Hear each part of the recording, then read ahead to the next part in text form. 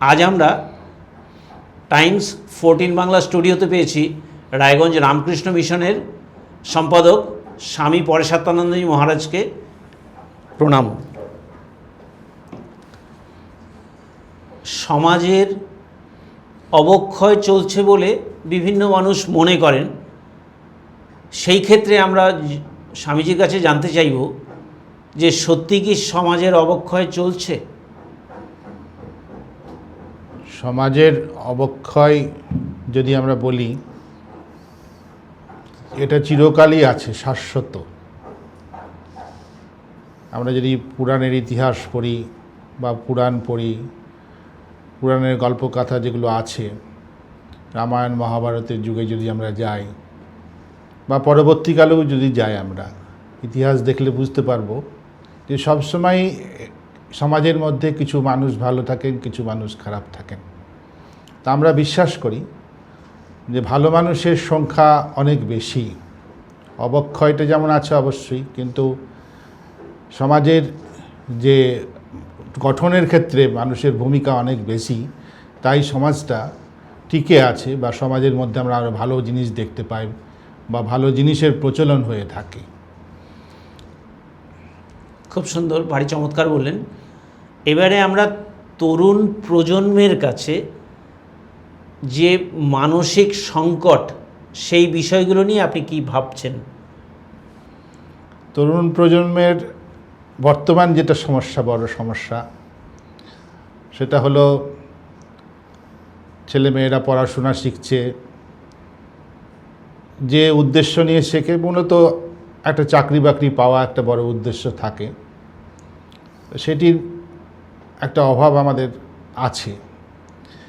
কিন্তু তার সঙ্গে সঙ্গেও আমাদের যারা আছেন, নেতৃত্বে যারা আছেন, আমাদের সরকারে যারা আছেন, তারা বিভিন্নভাবে চেষ্টা করছেন।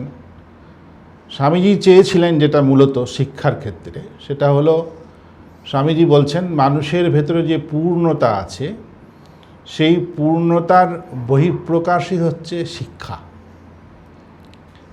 আমরা যে শিক্ষা বর্তমানে পেয়ে থাকি, সেটা আমরা পাঠ্যপুস্তকের শিক্ষা পেয়ে থাকি, কিন্তু স্বামীজি যে শিক্ষার কথা বলেছিলেন সেটি একটু অন্য ধরনের। স্বামীজি এক জায়গায় বলছেন, যে শিক্ষা মানুষকে স্বনির্ভর করতে পারে না, যে শিক্ষা মানুষকে সিংহ সাহসিকতা এনে দিতে পারে না, তাকে আমি শিক্ষা বলে মনে করি না। এই স্বনির্ভর হওয়া, সেটা খুব দরকার আছে। আমাদের ভারত সরকারও এখন এই স্বনির্ভরের কথা খুব বলে থাকেন। এই স্বনির্ভর হওয়া, স্বামীজি তার গুরু ভাই অখণ্ডানন্দজিকে, তিনি তখন মুর্শিদাবাদে রিলিফে কাজ করছেন, এবং তারপরে রিলিফের পরে দুর্ভিক্ষ চলছিল 1897 সালে। সেই দুর্ভিক্ষের পরে তিনি অনাথ আশ্রম করেছিলেন এবং গ্রামে তিনি প্রচুর কাজ করছিলেন। সেই সময় অখণ্ডানন্দজি মহারাজকে স্বামীজি বলছেন, লিখছেন চিঠিতে, সারা পৃথিবীর সমস্ত সম্পদ যদি তুমি একটি গ্রামে নিয়ে এসে ফেলে দাও, তাহলে সেখানকার সমস্যা কখনোই মিটবে না, যদি না সেখানকার মানুষকে তুমি স্বনির্ভর হতে শেখাও। স্বনির্ভর হওয়াটা খুব দরকার আছে। চাকরি বাকরি সবসময় থাকে না, কিন্তু আমরা কিছু চেষ্টা করলে নিজেরা নিজেদের পায়ের ওপর দাঁড়ানোর জন্য কিছু কিছু প্রচেষ্টা আমরা ঘর থেকেই করতে পারি। আমরা কিছুক্ষণ আগেই দেখছিলাম স্টুডিওতে একজন এসেছিলেন, যিনি বাড়িতে বাঁশি বাজাতেন, কিন্তু পরবর্তীকালে নিজেকে দাঁড় করিয়েছেন, এই বাঁশির মাধ্যমেই নিজেকে দাঁড় করিয়েছেন। এই যে নিজেদের ভেতরে যে সম্পদ আছে, স্বামীজি বলছেন যে পূর্ণতা আছে, সেই পূর্ণতার বহিঃপ্রকাশ করা। আরেকজন শিল্পীকে আমরা দেখছিলাম, তিনি রামায়ণ গান করে অর্থ উপার্জন করেন, তার সঙ্গে সঙ্গে আরও অনেক শিল্পীরা তার অর্থ উপার্জন করেন। এই যে তাদের ভেতরে যে ক্ষমতা আছে, সেই ক্ষমতাকে কাজ লাগিয়ে তারা স্বনির্ভর হওয়ার চেষ্টা করছে। এই স্বনির্ভর হতে পারলে পরে যুব সমাজের মধ্যে যে একটা আত্মবিশ্বাসের অভাব বা হতাশা, আমার মনে হয় সেটা আস্তে আস্তে কাটবে। অসাধারণ। স্বামীজি যে কথা বললেন, এগুলো বিবেকানন্দের রেশ টেনে তিনি বলেছেন। এরপরে আসছি আমরা পরের প্রশ্নে। সোশ্যাল মিডিয়া, সমাজ মাধ্যমে যে যুব সমাজ আকৃষ্ট হচ্ছে, এর থেকে পরিত্রাণের উপায় কি, আপনি কি মনে করেন? সমাজ মাধ্যমের যুব সমাজ অবশ্যই আকৃষ্ট হচ্ছে, এটা একটা ভালো দিকও আছে। আর সব ভালো দিক যখন আছে তার মন্দ দিকও থাকে, সব সময় থাকেই। তাই আলো থাকলে অন্ধকার থাকবে, অন্ধকার থাকলে আলো থাকবে অবশ্যই। এইখানে ব্যাপারটা হচ্ছে যে আমাকে সংযমী হতে হবে। ইউজ করার ক্ষেত্রে আমি কতখানি করব, কতখানি করব না, কতখানি আমার উপযোগী বা আমার কাছে কল্যাণকর, সেটি আমার বিচারবোধ যদি না থাকে, সেই ক্ষেত্রে আমরা মিসইউজ করে ফেলি মিডিয়াগুলোকে, আমাদের মাধ্যমগুলোকে। যেমন মোবাইলে, আমরা ইউটিউবে আমরা, জগৎটা এখন ছোট হয়ে গেছে ইন্টারনেটের যুগে। সুতরাং এই জগৎটা যখন ছোট হয়ে গেছে, আমরা হাতে বসেই ভালোও দেখতে পাচ্ছি, মন্দও দেখতে পাচ্ছি। এখন আমি কি দেখব সেটা আমার বিচারের উপর নির্ভর করছে। এই বিচার বোধ যদি আমার ঠিকমতো না থাকে, মূল্যবোধ যেটা বলা হয়, ভ্যালু এডুকেশনের কথা খুব বলা হচ্ছে ইদানিংকালে, এই ভ্যালুস যদি না থাকে আমাদের, তাহলে পরে আমরা খারাপ দিকে চলে যাই এবং তাতেই আমাদের সমাজ আস্তে আস্তে নষ্ট হতে থাকে। সেই জন্য এই সমাজ, যেসব মাধ্যমগুলো আছে বা ইউটিউব, ফেসবুক ইত্যাদি যা কিছু আছে, সেগুলো ব্যবহারের উপযোগিতা অবশ্যই আছে। তার মাধ্যমে আমরা অনেক কিছু শিখতে পারি এবং তার মাধ্যমে আবার অনেক কিছু আমাদের জীবনকে নষ্ট করে দিতেও পারে। এইটিকে ভালো করে বিচার করে নিতে হবে। তার জন্য অবশ্যই বড় ভূমিকা আমাদের অভিভাবকদের, বাড়িতে যারা আছেন অভিভাবকরা, তাদের ছেলে মেয়েদের ঠিকমতো বোঝানো কোনটি ঠিক ব্যবহার করার যোগ্য, কোনটা ব্যবহার করার অযোগ্য, বা আমাদের স্কুলের মাস্টারমশাইদের, তাদেরও কাউন্সেলিং করার দরকার আছে ছেলে মেয়েদের, যাতে কোনটা ব্যবহার করবে, কোনটা ব্যবহার করবে না। এইভাবে যদি আমরা করতে পারি, তাহলে অবশ্যই সেটা আমাদের কাছে উপযোগী হয়ে দাঁড়াবে। খুব সুন্দর আমরা জানলাম। এর পরের প্রশ্নে আসছি আমরা। মানুষের শিক্ষা, কর্মজীবন এবং ব্যক্তিগত জীবন, এই তিনটের মধ্যেই তো মানসিক চাপ রয়েছে। সেই চাপ থেকে পরিত্রাণের উপায় কি? সর্বক্ষেত্রেই আমাদের চাপ থাকে, শিক্ষার ক্ষেত্রেও থাকে, কর্মজীবন ক্ষেত্রে থাকে, আমাদের ব্যক্তিগত সমাজ জীবনও অনেক থাকে। কিন্তু যেটা বড় দরকার, স্বামীজি ছোটোবেলা থেকে একটা জিনিসের উপর খুব জোর দিতেন, সেটা হলো মনঃসংযম করা। মনঃসংযম যদি আমরা ঠিকমতো করতে পারি, মনঃসংযম মানে আমাদের যেটা বলা হয়, শাস্ত্রে যেটা বলা হয়, ইন্দ্রিয় সংযম করা। আমাদের ঈশোপনিষদে আছে যে ভগবান যেন আমাদের ইন্দ্রিয়গুলোকে হিংসা করে বাইরের দিকে রেখে দিয়েছেন। এই চোখ, কান, নাক, জিভ, ত্বক ইত্যাদি যা কিছু আছে সব বাইরের দিকে আছে, আর আমাদের মনটা সবসময় এই বাইরের দিকেই ছুটছে, কারণ ইন্দ্রিয়গুলো যেহেতু সব বাইরের দিকে। কিন্তু ভগবান মানুষকে একমাত্র জীব মানুষ, তাকে একটি বস্তু দিয়েছে, সেটা হচ্ছে বিচারবোধ, বিবেক যাকে বলা হয়। সেই বিবেক দিয়ে যদি আমরা সেই ইন্দ্রিয়গুলোকে সংযম করতে পারি, মানে আমাদের যেটুকু প্রয়োজন আছে তার বাইরে আমাদের কিছু গ্রহণ করার যে ইচ্ছা, সেটিকে যদি আমরা খানিকটা কমাতে পারি, তাহলে পরে ব্যক্তিগত জীবন অনেক শান্তি আসবে। এবং তার সঙ্গে সঙ্গে খানিকটা প্রাত্যহিক জীবনের আমাদের কিছুক্ষণ নিজেকে দেখার অভ্যাস করতে হবে, কিছুক্ষণ চুপ করে বসে থাকার অভ্যাস, যাতে আমি কি করছি সারাদিন, আমার জীবনটা কেমনভাবে কাটছে, নিজেকে দেখার অভ্যাস। এটা যদি আমরা করতে পারি, তাহলে আমাদের মন ধীরে ধীরে শান্ত হবে, এবং শান্ত মন যখন শান্ত হবে, তখন সমাজ জীবনে যে কোনো জায়গায় আমরা যে প্ল্যাটফর্মেই থাকি না কেন, সেই প্ল্যাটফর্মে আমরা ঠিকভাবে কাজ করতে পারবো এবং সেখানেই আমরা একটা শান্তি বা আনন্দ পাব। ভারী চমৎকার। এরপরে বলবো যে ধরুন তরুণ প্রজন্ম, তরুণীরা যারা রয়েছেন, তাদের মধ্যেও কি এই যোগ বা এই জাতীয় অভ্যাস গড়ে তুললে মনোসংযম করা সম্ভব? অবশ্যই। তরুণ শুধু নয়, একদম শিশু অবস্থা থেকে এটিকে অভ্যাস করার খুব দরকার আছে। স্বামীজির জীবনও আমরা দেখেছি, স্বামীজি যখন ওই নরেন্দ্রনাথ, বা তাকে বিলে বলা হতো ছোটোবেলায়, শিশু নাম তার বিলে ছিল, তো সেই অবস্থা থেকে তিনি এই ধ্যান অভ্যাস করতেন। শ্রীরামকৃষ্ণ বলতেন নরেন ধ্যান সিদ্ধ। ছোটোবেলা থেকেই সে ধ্যানও সিদ্ধ ছিলেন।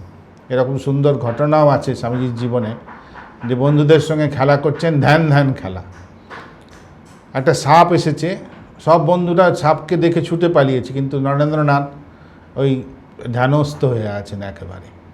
এই যে অভ্যাস, স্বামীজি বলছেন যে আমি কি করে অভ্যাস করলাম, বললাম ছোটোবেলা থেকে একটা ঘরের দেওয়ালে বিন্দু এঁকে নিতাম এবং সেই বিন্দুতে আমি মনটাকে সংযম করার চেষ্টা করতাম। এইটিকে আমার জীবনে অভ্যাস করেছি এবং এই স্বামীজির জীবনে আমরা দেখব কত তিনি তারকে মনকে সংযম করতে পেরেছিলেন।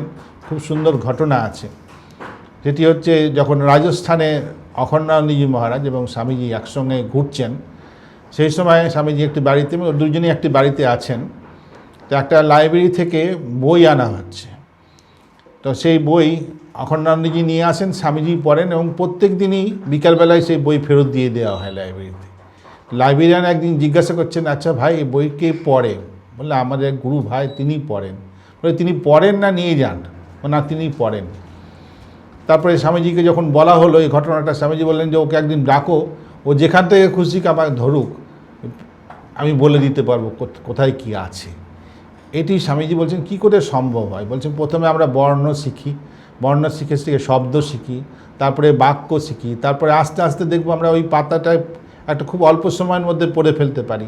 তারপরে দেখা যাবে ওই পাতায় কী আছে সেটা এত মনোসংযোগ নিয়ে আমরা যদি পড়তে পারি, তাহলে পরে সেই পাতায় কী আছে কন্টেন্টস, সেটা আমরা অতি অল্প সময়ের মধ্যে আমরা শেষ করতে পারবো।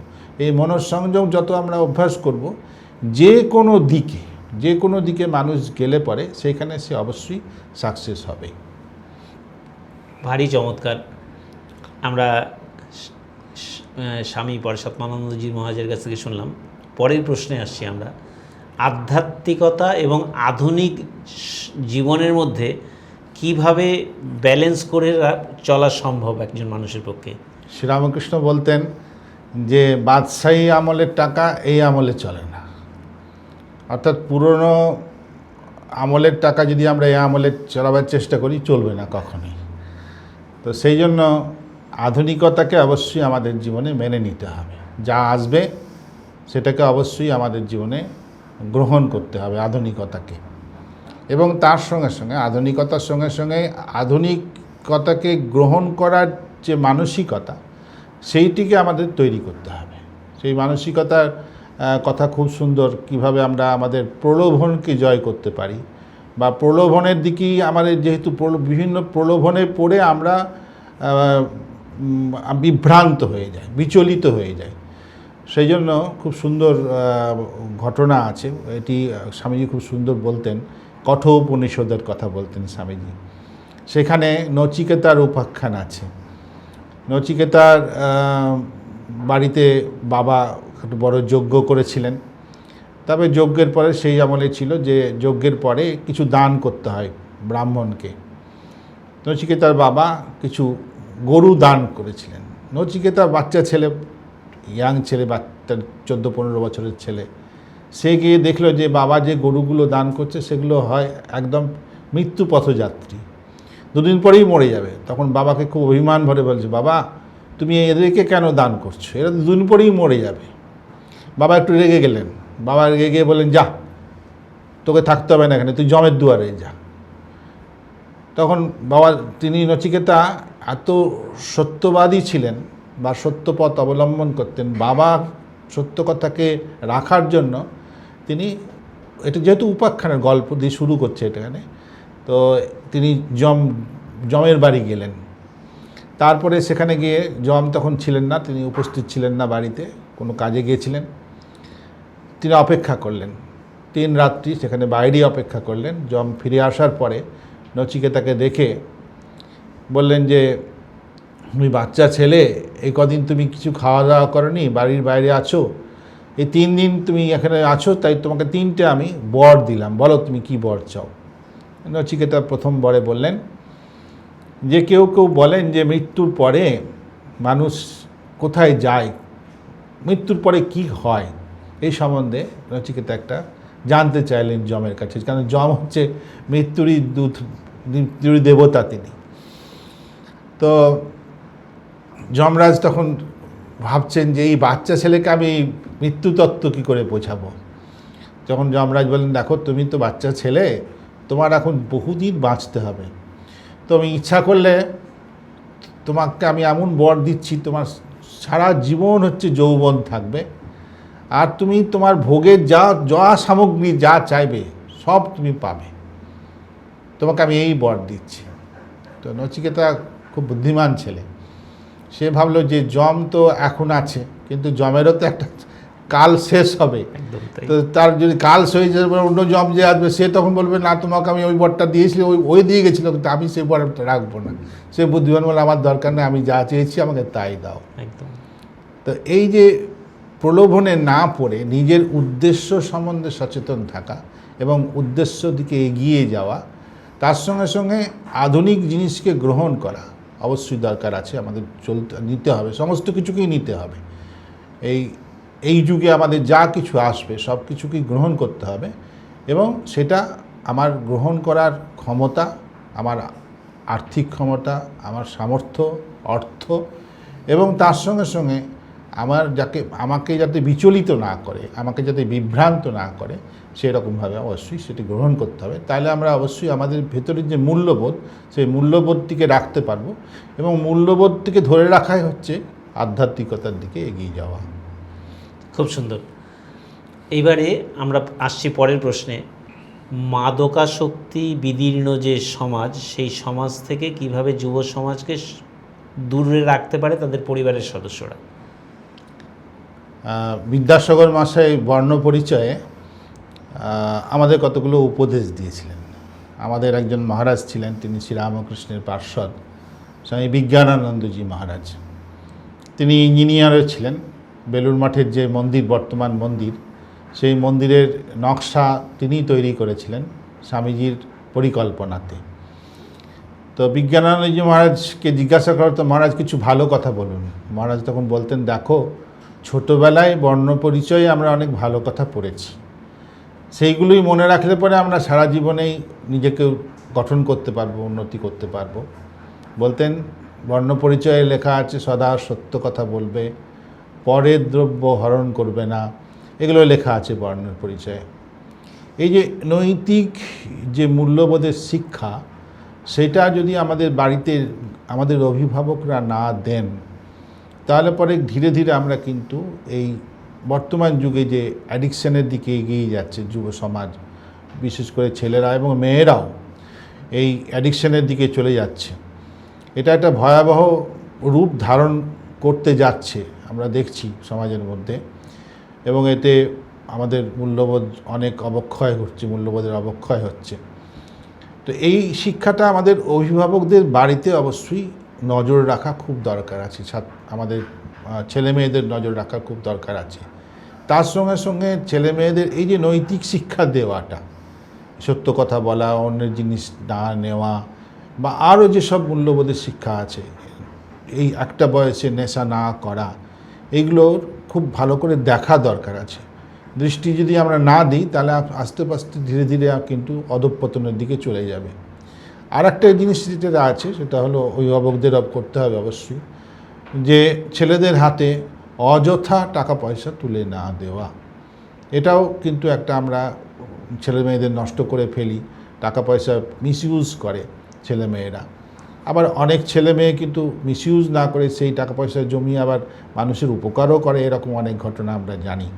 সুতরাং এই মূল্যবোধের শিক্ষা দিতে হবে, পাশাপাশি আমাদেরও ছেলে মেয়েদের নিজেদের জীবন, বাবা মা অভিভাবক তাদের নিজের জীবন সংযত করতে হবে, এবং সেইটা দেখে ছেলেমেয়েরা শিখবে, এবং ছেলে মেয়েদেরও সেই সংযত করার অভ্যাসটা বাড়ি থেকেই করলে পরে আমার মনে হয় ধীরে ধীরে এই যে এটা আমাদের সমাজকে অবক্ষয়ের দিকে নিয়ে যাচ্ছে, সেটা আস্তে আস্তে কমবে বলে মনে হয়।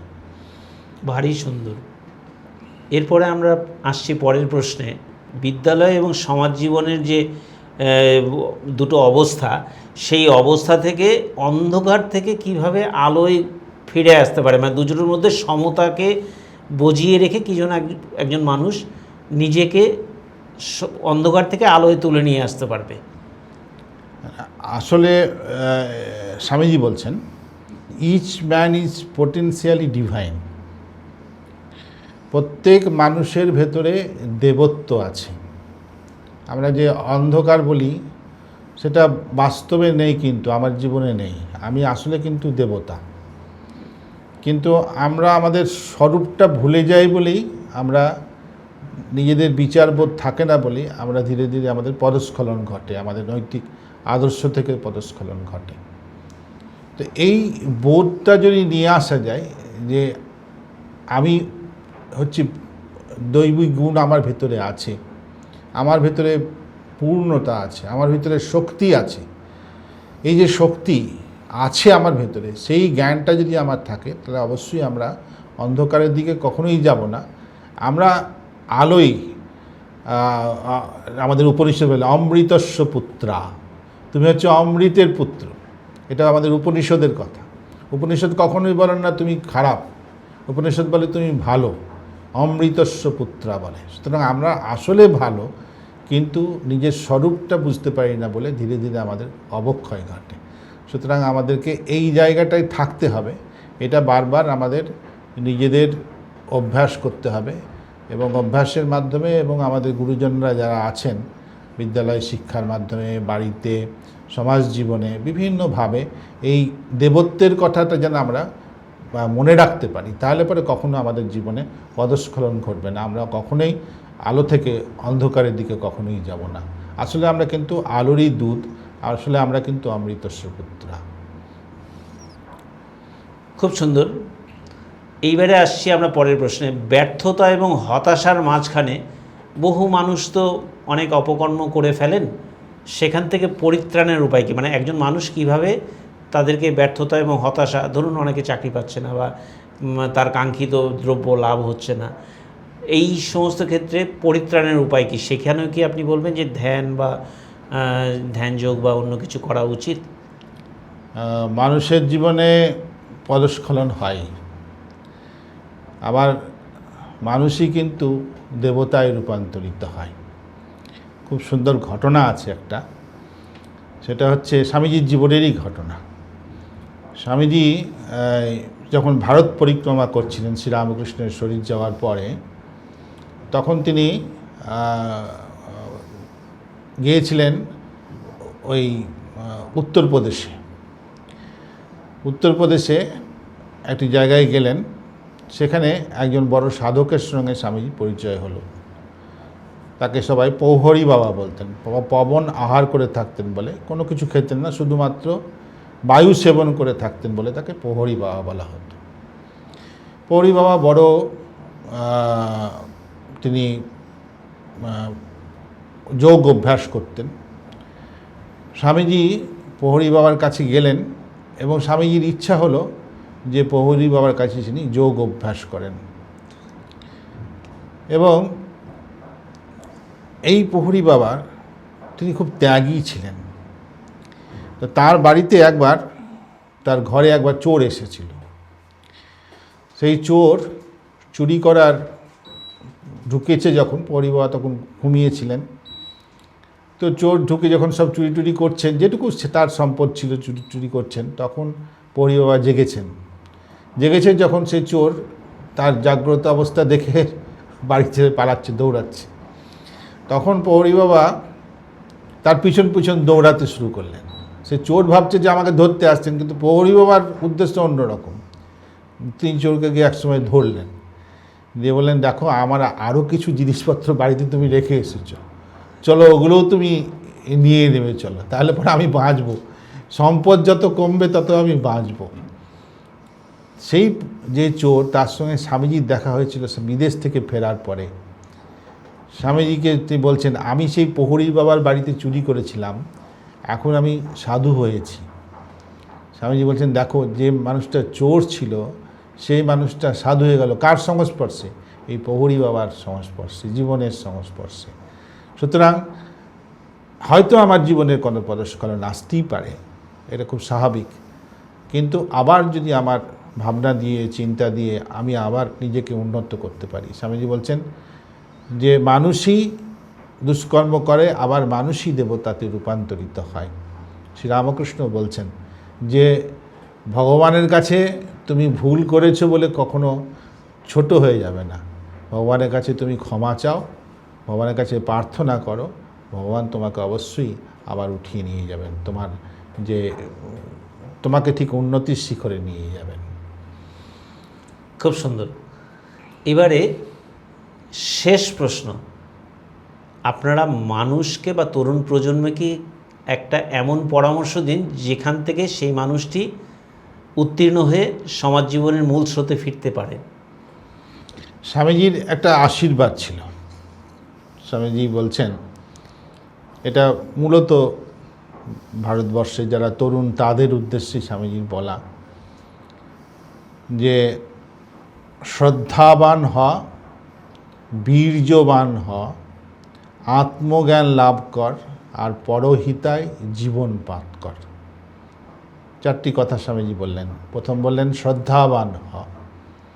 শ্রদ্ধাবান মানে আমাদের যদি শাস্ত্রীয় ভাষায় বলি তাহলে গুরু এবং বেদান্ত বাক্যে বিশ্বাস করা। গুরু মানে এখানে শুধুমাত্র আধ্যাত্মিক গুরু নয়, গুরু মানে আমার মা বাবা আত্মীয় স্বজন, যাদের কথাতে আমার জীবনের উন্নতি ঘটবে, অবনতি নয় উন্নতি ঘটবে, তিনি হচ্ছেন আমার গুরু। গুরু কথার অর্থ হচ্ছে যিনি অন্ধকার থেকে আমাকে আলোর দিকে নিয়ে যান, তিনি হচ্ছেন গুরু। সে যে কেউ হতে পারেন সমাজের মধ্যে। এই গুরুর যে কথা তাতে বিশ্বাস স্থাপন করা। আর বেদান্ত বাক্য সেটি খুব সুন্দর আছে। একটা স্বামীজি তার কথা বলছেন, মদালসার কাহিনী বলছেন, পুরাণের গল্প, প্রাচীন যুগের গল্প। বলছেন মদালসা তার একটি করে বাচ্চা হতো, যখন বাচ্চাদের দোল খাওয়াতেন, মায়েরা যেমন দোল খাওয়ায়, আর দোল খাওয়ানোর সময় মদালসা বলতেন, তমসী নিরঞ্জন, তুমি হচ্ছে নিরঞ্জন, নিষ্পাপ, কলুষতাহীন, তোমার কোনো পাপ নেই। অহম ব্রহ্মাস্মি, আমি ব্রহ্ম, এগুলো হচ্ছে উপনিষদের সব বাক্য, মহাবাক্য বলা হয়। তো এই যে জিনিস বেদান্ত বাক্য, এতে বিশ্বাস যে আমি হচ্ছি দেবতা আসলে, কিন্তু আমি ভুলে গেছি আমার দেবত্বকে। এটাকে বারবার মনে করা, গুরুর বাক্যে বিশ্বাস এবং বেদান্ত বাক্যে বিশ্বাস, এটি হচ্ছে শ্রদ্ধা। এটি হওয়া স্বামীজি বললেন। বীর্যবান হওয়া মানে শক্তিশালী হতে হবে। স্বামীজি বলছেন আশিষ্ট, দরিষ্ঠ, বলিষ্ঠ, মেধাবী যুবক চাই, স্বামীজি বলছেন।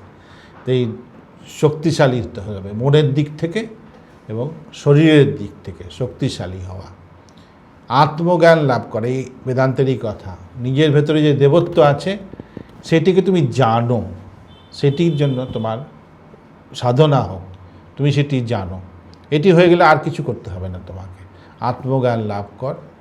আর এবার প্র্যাকটিক্যাল লাইফে আসছেন স্বামীজি, পরহিতায়ও জীবন পাত কর। অর্থাৎ শুধুমাত্র নিজেরটুকু নিয়ে থাকলে হবে না, অন্যকেও ভাবতে হবে, অন্যের জন্য চিন্তা করতে হবে, অন্যের কল্যাণে তোমাকে কল্যাণ দিকে এগিয়ে যেতে হবে। পরহিতায় অন্যের কল্যাণের দিকে তোমাকে কাজ করতে হবে, তাহলেই তুমি তোমার মনুষ্য জীবন ধন্য হবে।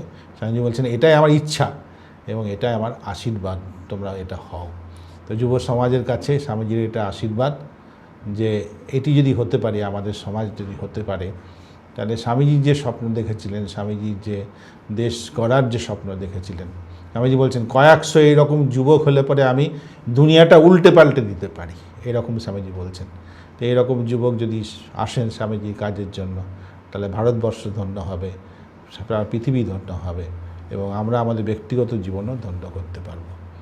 আমরা রামকৃষ্ণ মিশনের তরফ থেকে আপনাদের সকলকে আমার আন্তরিক নমস্কার, শ্রদ্ধা জানাই এবং স্বামীজির ভাব আরও প্রচারিত হোক আপনাদের মাধ্যমে, তাহলে পরে দেশ এবং দশের উন্নতি হবে, এটা বলে বিশ্বাস করি আমরা। নমস্কার নেবেন সবাই। অসাধারণ বক্তব্য শুনলাম আমরা স্বামী পরেশাত্মানন্দজি মহারাজের কাছ থেকে। আজকে যে স্বামীজির মুখনিসৃত বাণী আমরা শুনলাম, আগামী দিনে সাধারণ মানুষ যদি রপ্ত করতে পারে তাহলে তাদের জীবন অন্ধকার থেকে আলোর পথে দিশা দেখাবে বলেই আমরা মনে করছি। সকলে ভালো থাকুন, সুস্থ থাকুন। স্বামীজিকে প্রণাম জানিয়ে এবং দর্শকদের নমস্কার জানিয়ে আজকের অনুষ্ঠান এখানে শেষ করলাম।